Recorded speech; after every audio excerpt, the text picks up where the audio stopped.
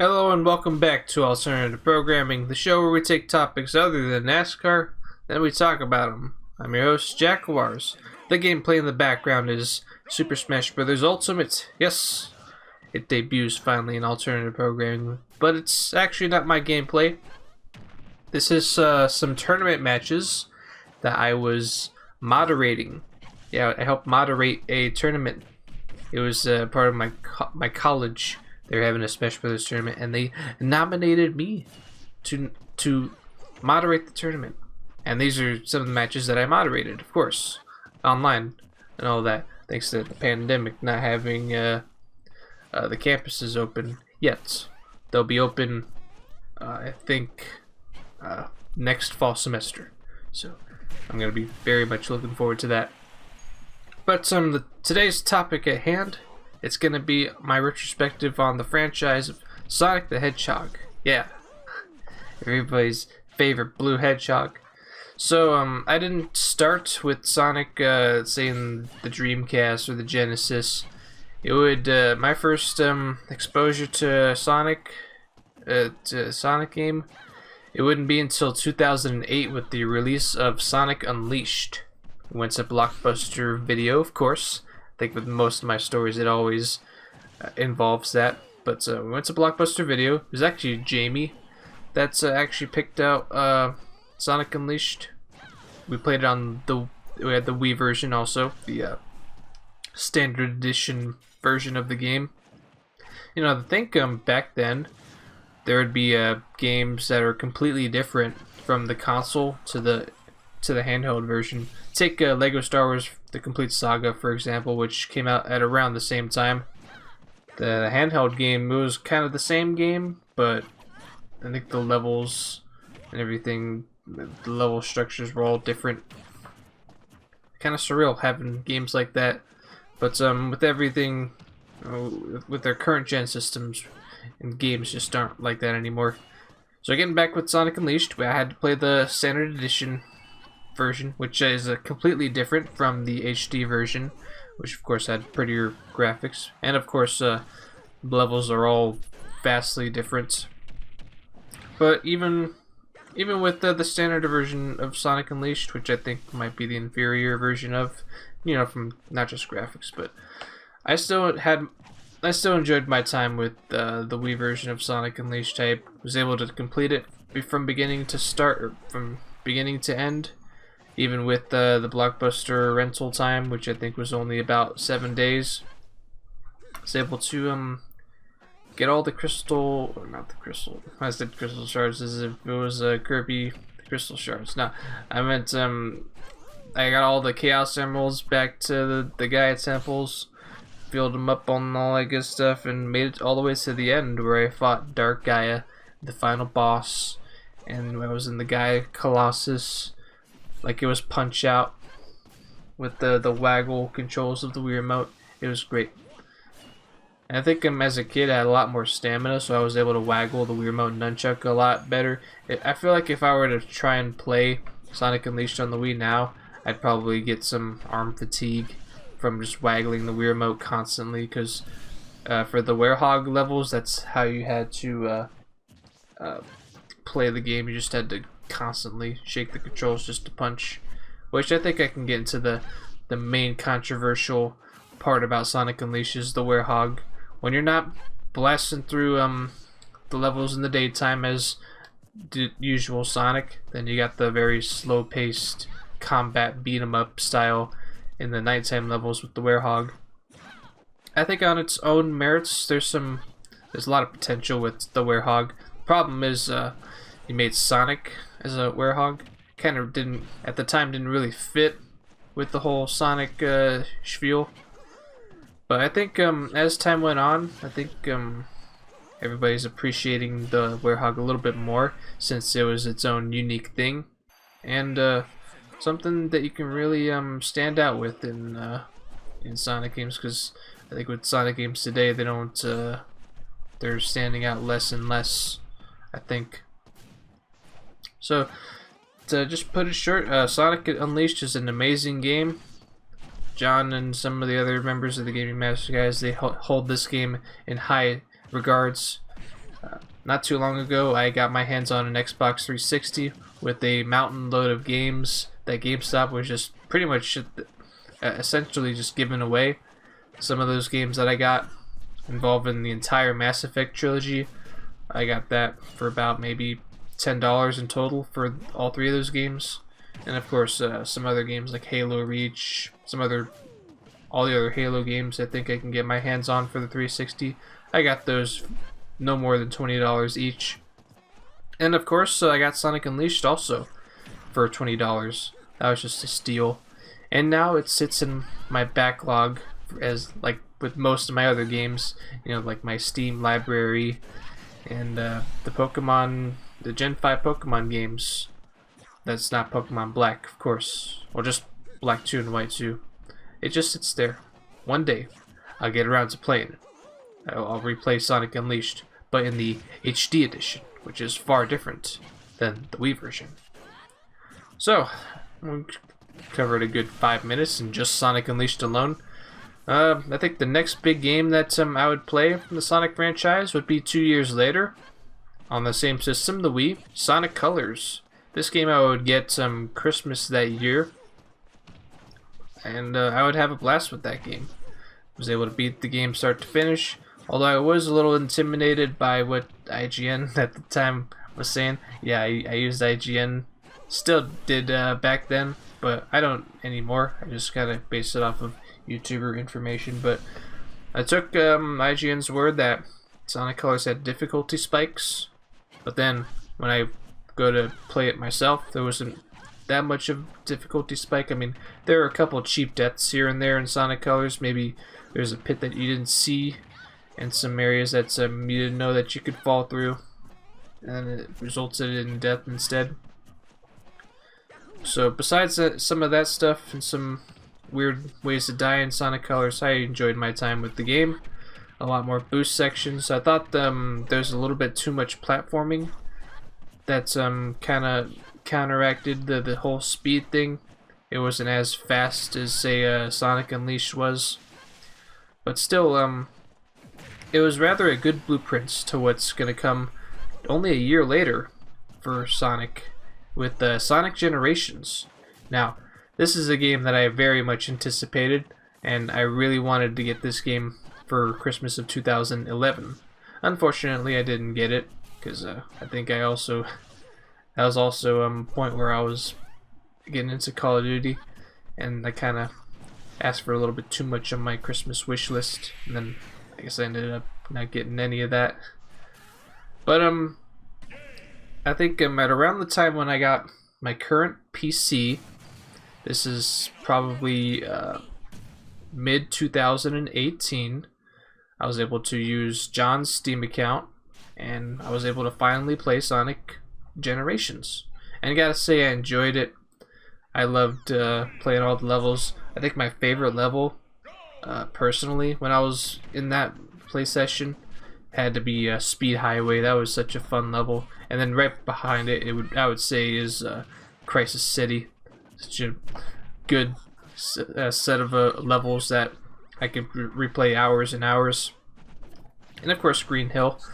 I think of one more detail I want to mention. Right before I was able to play the full version of Sonic Unleashed, Generations I meant. Of course, I played the living snot out of the demo for Sonic Generations in the heyday, while the game was still new on the PS3. So that kind of didn't really get me full from the enjoyment of Sonic Generations, but you know, kind of gave me a bit of an appetite to actually try the game. But little did I know back then, it wouldn't take me until many years to actually get around to playing the full game. But I feel like with Sonic Generations, yeah, the quality in the game is great, but quantity is a little, well, let's just say it's very much lacking, because outside of some DLC for the Casino Night, which added in Sonic Pinball, it was a big disappointment that there wasn't any more levels added into Sonic Generations.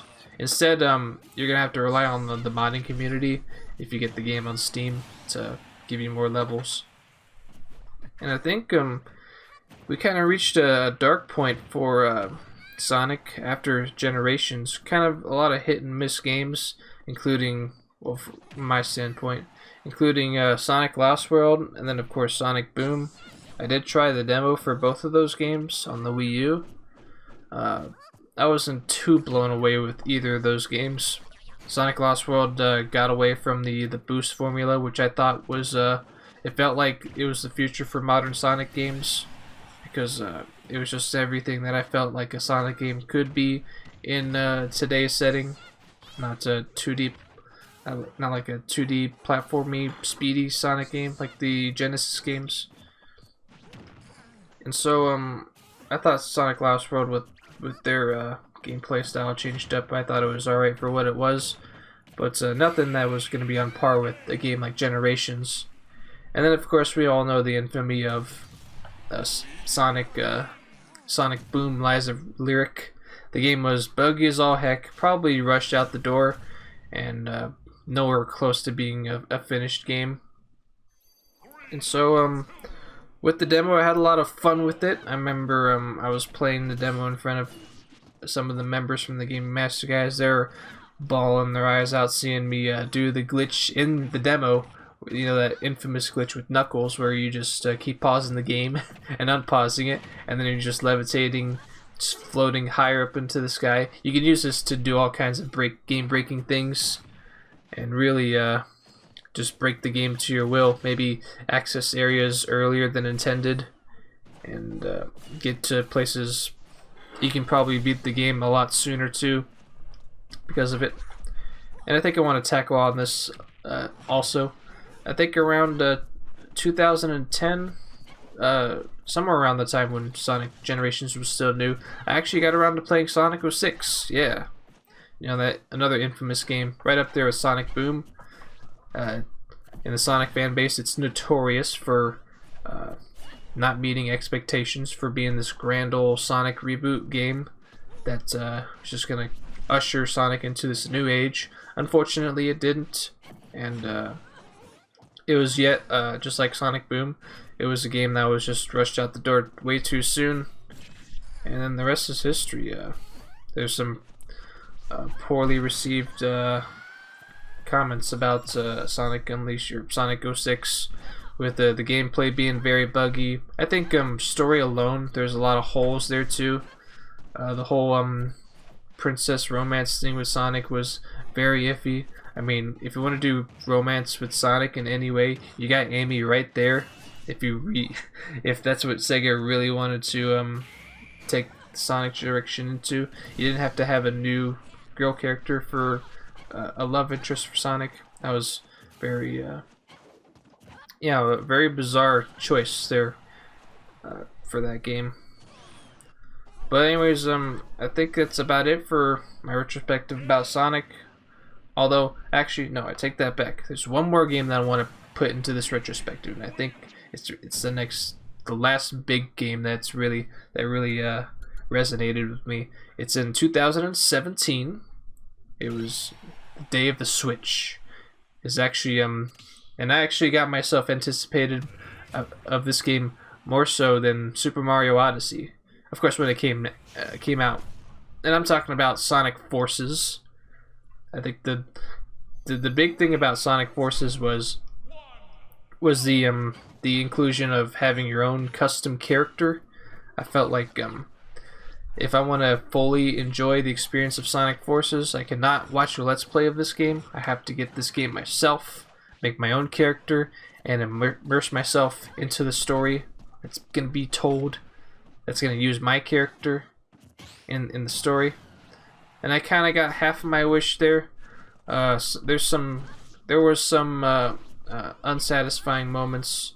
Like I wish maybe you can have a choice on your expressions for your avatar, and depending on the kind of behavior that you could set up for your avatar, then the other characters might act differently. Maybe have alternative cutscenes. But unfortunately, we really didn't have much of that leverage, and the levels are they're all dictated by the Wispin that you use. If you have this Wispin, then you can go then you have access to this amount of the avatar level, and so on. And then being the avatar, he's a silent character, and I thought maybe we would have this big climactic showdown between the avatar and Infinite while I was playing the game. We really didn't get that. Instead, the avatar just posed as a side character for modern Sonic and classic Sonic, and the three would team up to beat Eggman and Infinite. And yeah, the story wasn't it didn't really get too juicy. It felt really half-baked, like the game suffered the same fate as Sonic 06 and Sonic Boom, but much to a lesser extent. I think with the game being semi-rushed, it was a more mediocre game, and I guess not on the big disappointment level that Sonic 06 brought. So I feel like there's some justice to be served with Sonic Forces. I think a new story is in order. Maybe I have to do it. I don't know. I would love to do my own story, my own Sonic story. I know it's like such a thing that's it's been done to death, but really I want to take my crack at it one day. Maybe get some my friends and some other people that have done with voice working to make that happen one day. Still, I did tease this in several other videos, including it was a Mario Kart session where I did mention that. One day, if I have the time to. I just flooded myself with all kinds of projects. I kind of left the whole Sonic Forces story buried underneath all that. But I'm gonna try my best to get back to it. But that'll be for another time. That's gonna be it for my Sonic franchise retrospective for alternative programming. Next episode on alternative programming, we're doing the Pikmin franchise. Oh yeah, one of my all-time favorite franchises, right up there with, say, Star Fox and F-Zero. So I have a lot to look forward to in explaining my time with the Pikmin series for next week's video, and I don't have any other side topics that I do before that. So thank you for watching this week's edition of Alternative Programming. I'll see you all next time.